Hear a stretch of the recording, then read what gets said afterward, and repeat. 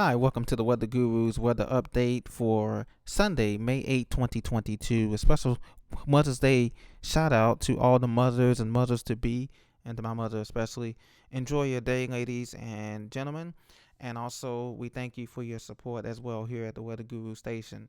Now, let's get right into your current local forecast for the contiguous 48 United States. Currently, we have beautiful clearing conditions as a cold front frontal boundary zone is pushing off the eastern coast of the United States from New York, D.C. to Philadelphia, down through the Carolinas and the Southeast. Conditions will be improving, rain will be moving away, and the clouds will be moving, and sunshine will be replacing that down there. So enjoy your Mother's Day from Atlanta all the way up the eastern seaboard to Boston and Maine as well.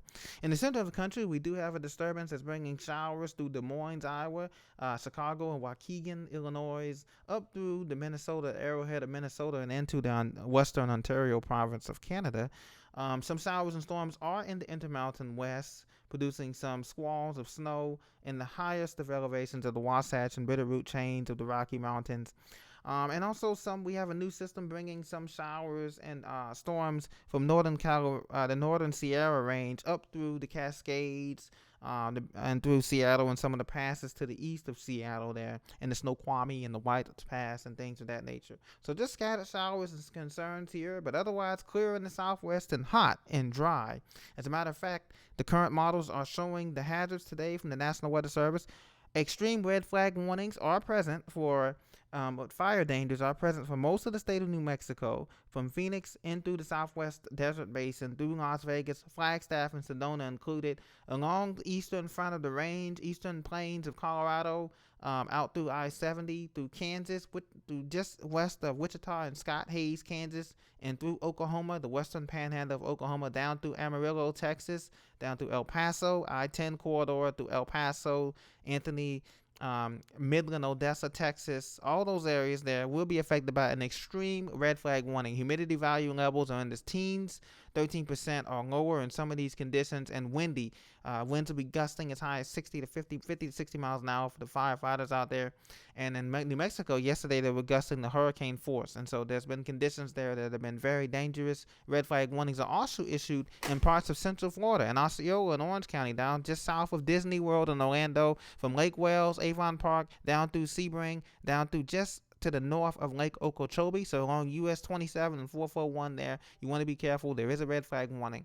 Elsewhere, because of the rain that we've gotten, once again, the Red River Valley, not the Red River Valley, the Mississippi River Valley in Arkansas, from Jonesboro down to Conway, some of the rivers there are at flood watch warning stages, and also up through the Ohio River Valley, through central Missouri, from St. Louis, the river up through Champaign and Kankakee, Carbondale, those areas, the rivers there are exhibiting flood watch tendencies. And one more area of flood watch I want to highlight: the river which flows from Fargo south to north up through I-29, that river that flows into Canada from south to north. There's a flood watch warning in effect for that area, as some of the snow melt and also the recent rain melt continues to slide down the valleys there. So that is our current outlook watch. There is other watches out, like some winter weather advisories, but they're in scattered localized areas like north of Mount Shasta, California, in the central Bitterroot chain, like I said, in the higher elevations of Montana, western Montana. There is winter watch advisories there, as they will be toward the Yellowstone National Park. There will be some snow up in the higher elevations that could cause some problems as well.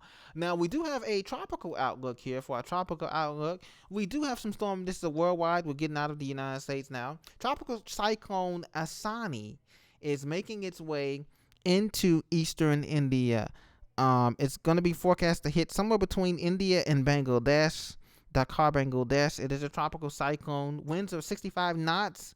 Minimum central pressure is at 982 millibars. So it's currently not forecasted to become into a typhoon, but it is forecasted to strengthen somewhat here. As you can see, the surface plots here.